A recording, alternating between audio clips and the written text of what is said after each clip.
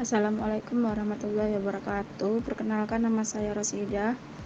Di sini saya akan mempresentasikan kurikulum sebagai mekanisme pasar kerja, praktik kolonialisme, dan pergulatan kekuasaan di Indonesia. Kurikulum dan pasar kerja, salah satu pokok bahasan Xerox dalam kajian pedagogi kritis yaitu tentang kaitan antara kurikulum dan pasar kerja.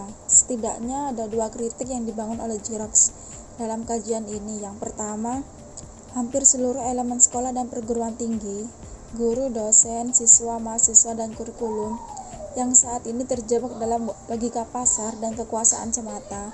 Hal ini dapat terlihat dari bagaimana sekolah dan kurikulum berperan untuk mempersiapkan peserta didiknya untuk menjadi tenaga kerja yang handal di pabrik. Dengan kata lain, sekolah dan kurikulum sangat mendukung praktik kapitalisme yang berkembang di masyarakat.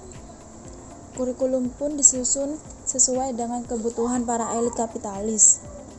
Sementara itu, negara juga memiliki peran yang cukup strategi dalam mengatur praktik kurikulum pendidikan formal di sekolah dan perguruan tinggi. Munculnya fenomena kekerasan terselubung dalam praktik kurikulum di sekolah. Kekerasan tersebut dilakukan oleh kekuatan modal sebagai kelompok dominan kepada institusi pendidikan sebagai kelompok subordinat. Selain itu, kekerasan terselubung dapat dilihat dari adanya standarisasi kurikulum berupa seperangkat mekanisme pembelajaran yang dilakukan negara sehingga dapat mengubah peran guru dan siswa di sekolah. Salah satu perubahan peran guru tersebut masih berkaitan dengan mekanisme pasar kerja yang menjadi orientasi utama sebuah sekolah. Menurut Xerox, kurikulum dan sekolah seharusnya berperan dalam proses transformasi nilai-nilai kemanusiaan, bukan mengutamakan mekanisme pasar kerja yang dapat meruntuhkan nilai-nilai kemanusiaan dalam kehidupan masyarakat modern. Agar nilai-nilai kemanusiaan dapat dikembangkan di tengah kapitalisme tersebut, Xerox mengembangkan sebuah gagasan mengenai pedagogi radikal.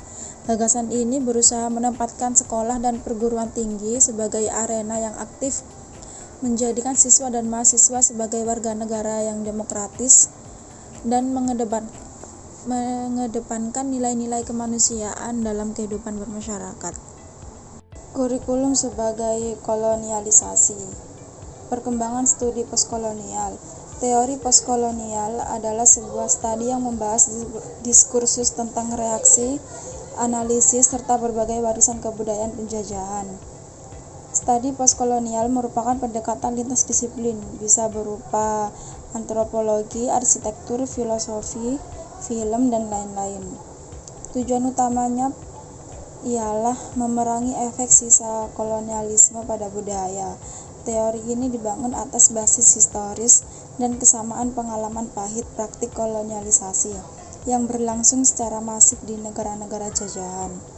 Perkembangan studi postkolonial. Yang pertama, teori ini menunjukkan dan mendekonstruksikan rasis yang diproduksi kolonialisasi merupakan implikasi sosial kultural yang masih bertahan sampai sekarang.